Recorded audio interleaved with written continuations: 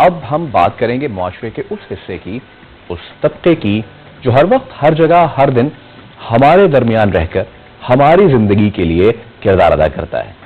हमें शायद नजर नहीं आता, वो जो पूरे साल यानी 12 महीने रोजाना सुबह शाम बेहिसाब मेहनत करते हैं, जिनकी वजह से हमें आटा, दाल, चावल, चीनी और दीगर बेहद जरूरी अशिया मुहैया होती हैं, लेकिन हम इन्हें कभी याद नहीं करते, इनकी मेहनत को कभी सराहते नहीं है। आप बिल्कुल ठीक समझे, हम बात कर रहे हैं किसान भाइयों बहनों की, जो कि दिन रात पूरा साल मेहनत करते हैं, हाँ कैसा ही मौसम हो, हर आफात का मुकाबला करते हैं, अपनी जमीन, अपनी मिट्टी को सींचते हैं, न सिर्फ हमारे घरों की ग़िज़ाई जरूरियात को मुमकिन बनाते हैं, बल्कि पाकिस्तान की बरामदात में सबसे बड़ा किरदार अदा करते हैं।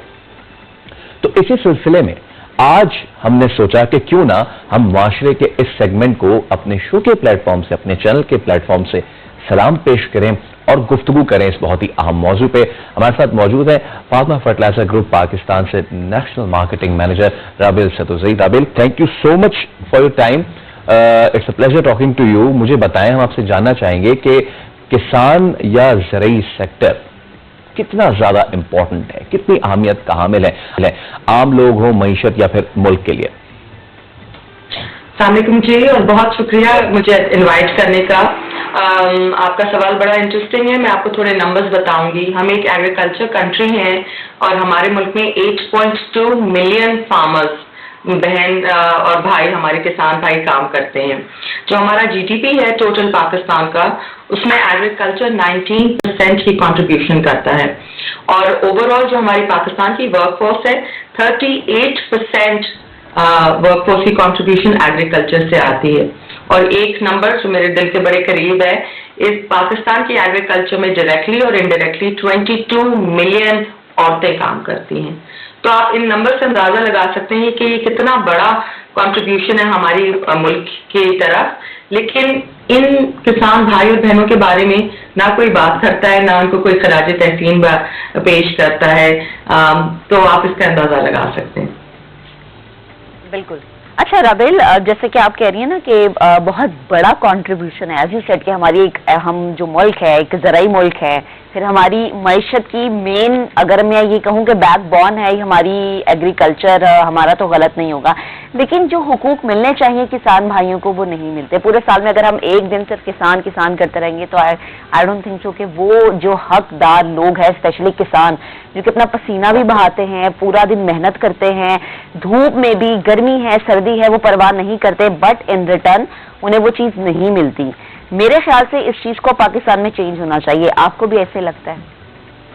जी बिल्कुल, और यही थॉट प्रोसेस था हमने जो ये कैंपेन लॉन्च की है 2019 में। 3 फैक्टर्स थे कि हमने एक किसान डे क्रिएट किया।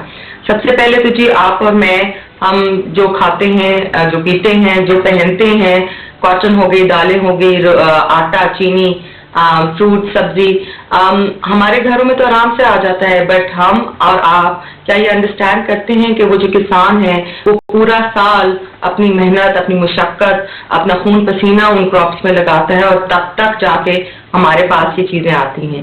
तो बहुत जरूरी है हम अर्बन सोसाइटी को ये अंडरस्टैंड करना और अप्रिशिएट करना कि किसान भाई बहन कितनी मेहनत लगाते हैं।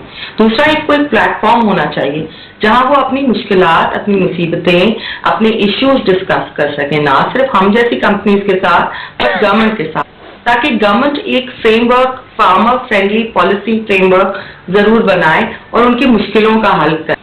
तीसरी और बहुत इंपॉर्टेंट बात एक ये है कि जी पाकिस्तान की पॉपुलेशन बहुत रैपिडली ग्रो कर रही है। हर साल 5 मिलियन लोग ऐड होते हैं पॉपुलेशन में, बच्चे ऐड होते हैं पॉपुलेशन में, और अगर हमारी प्रोडक्टिविटी, एग्रीकल्चर प्रोडक्टिविटी और यील्ड इसी तरह रही तो हम एक बहुत बड़ा food crisis, food security crisis हमारे सामने खड़ा हो जाएगा। तो हमें अपने फार्मर बहन भाई, किसान बहन भाइयों को modernisation, digitisation, new methods of farming, greater yield की तरफ लेके आना पड़ेगा, और ये एक बात डिस्कोर्स शुरू करना बहुत जरूरी था। और इसीलिए हमने सोचा कि जी इंडिया में, यूएसए में, दूसरी स्पेन में, हर जगह एक दिन होता है जहां किसानों के लिए फार्मर डे और उनको एक खराज तहसीन पेश किया जाता है। तो हमारे मुल्क में जो एक बहुत बड़ा एग्रीकल्चरल मुल्क है, 70 साल से कोई ऐसा प्लेटफॉर्म नहीं क्रिएट हुआ। तो इसीलिए हमने दिसंबर 18 एज फार्मर्स डे डेडिकेट करके पिछले 3 सालों से हम इसको मना रहे हैं। राबेल, क्या प्रॉब्लम्स, ऑब्वियसली जब हम बात करते हैं एक दिन मनाने की तो यकीनन आपकी एक विजन है, आपने क्या प्रॉब्लम्स अब तक आइडेंटिफाई किए हैं हमारे इस तबके के लिए, इन किसानों के लिए, उनको क्या क्या प्रॉब्लम्स फेस हो रही हैं? बीच में एक मिडिल मैन आ जाता है, कई बार तो ऐसा होता है कि वो उनकी कमाई जो होनी चाहिए उन तक पहुंचनी चाहिए वो ले उड़ता है। फिर हमारे पास जो लॉजिस्टिक सपोर्ट है वो इतनी तगड़ी, वो इतनी अच्छी नहीं है। फॉर इंस्टेंस अगर एक किसान उगा रहा है आलू और वो कोहिस्तान से भेजने की कोशिश कर रहा है रावलपिंडी, तो हमारे पास लॉजिस्टिक्स ही इतनी अच्छी नहीं है कि वो चंद ही घंटों में पहुंच जाए। 12-12, 13-13 घंटों में चीजें पहुंचती हैं, फल पहुंचता है, खराब हो जाता है, उसको वो मुआवजा नहीं मिलता। तो और कौन सी दीगर प्रॉब्लम्स हैं जो आपने आइडेंटिफाई किए जिन पे काम करना बड़ा जरूरी है? जी, सबसे पहले तो क्वालिटी इनपुट्स, अगर आप पूरी वैल्यू चेन की बात करेंगे तो क्वालिटी इनपुट्स तो जिसमें आ जाता है सीड, बहुत जरूरी है कि बहुत हाई क्वालिटी सीड हो, अच्छा फर्टिलाइजर हो, फर्टिलाइजर की एजुकेशन उनको हो कि कितना डालना चाहिए, कितना नहीं डालना चाहिए और कब डालना चाहिए। ये तो सारे बेसिक स्टेप्स हो गए। फिर जब उनकी क्रॉप आती है तो वैल्यू चेन जिस तरह आप बात कर रहे हैं, स्टोरेज इश्यूज हो जाते हैं और मिडिल मैन बीच में कितना बड़ा पार्ट प्ले करता है। ये सारी चीजें जो है इनकी मुश्किलात को बढ़ाती हैं। एंड यही चीजों के लिए हमने ये प्लेटफॉर्म क्रिएट किया है ताकि हमारी जैसी कंपनीज, एग्रीकल्चर कंपनीज, गवर्नमेंट और फार्मर्स एक प्लेटफॉर्म पे आए, इन मसलों के बारे में बात करें और इनका हल निकालें। सही है। अच्छा राबेल, एज यू सेड 2019, फिर 2020, अब 2021, तो रिस्पांस कैसा था जो आप शुरू किया आप लोगों ने ये 2019 से काम, अब 2021 तक यकीनन एक रिस्पांस तो आया होगा। मैं चाहूंगी कि नाजरीन से आप वो भी शेयर करें। आई थिंक आप और मैं इसलिए काम करते हैं कि हमें कोई अप्रिशिएट करे, हमारी मेहनत को कोई सराहे। And I think that is the biggest compliment आप किसी एक तबके को दे सकते हैं। एंड फार्मर्स की तरफ से, हमारे किसान भाई बहनें दोनों की तरफ से इतना फैंटास्टिक रिस्पांस है। कैंपेन तो हम करते ही हैं, लेकिन कैंपेन के अलावा जब हम उनसे मिलते हैं, हम उनके इश्यूज पे बात करते हैं, हम उनके साथ बैठ के हल निकालने की कोशिश करते हैं, तो दे रियली अप्रिशिएट कि किसी कंपनी ने हमारे लिए इतना बड़ा कदम उठाया। ऑलराइट। और राबेल ये भी बताइएगा, मैं अपने गुज़श्ता सवाल को थोड़ा सा एक्सटेंड मजीद करता हूँ, मिडिल मैन जो है वो किस हद तक किसान को नुकसान पहुंचाता है या फिर नहीं पहुंचाता, ये सिर्फ एक साइकी बनाई हुई है? What have you observe? दोनों बातें। जी, मिडिल मैन आरती जिसे कहते हैं, एक बहुत इंटेग्रल पार्ट है हमारे रूरल एग्रीकल्चर का।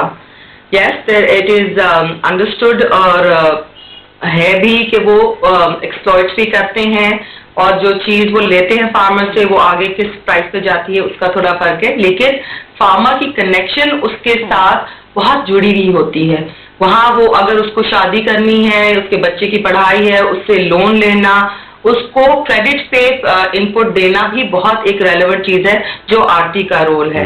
सो यस, थोड़ी एक्सप्लॉइटेशन तो है, लेकिन हमारा स्ट्रक्चर इस तरह का बना हुआ है पिछले 70 साल से कि arhti is very important for them in their rural lifestyle as well. And removing the arhti is not a solution, working with the arhti is the big solution. And Rabil, एक चीज और वो ये कि 19 to 20% जीडीपी का शेयर है हमारे ज़राअत का, बट क्या इस साल 2021 के एंड होते हुए जब हम 2022 टच कर रहे हैं, इतने मॉडर्न एरा में जो हमारे नॉट सो सोफिस्टिकेटेड और बहुत ही दकियानूस, बहुत ही पुराने किस्म के जो फार्मिंग टेक्निक्स हैं, आपको लगता है कि ये भी बहुत ज्यादा परेशान कुन है इन किसानों के लिए?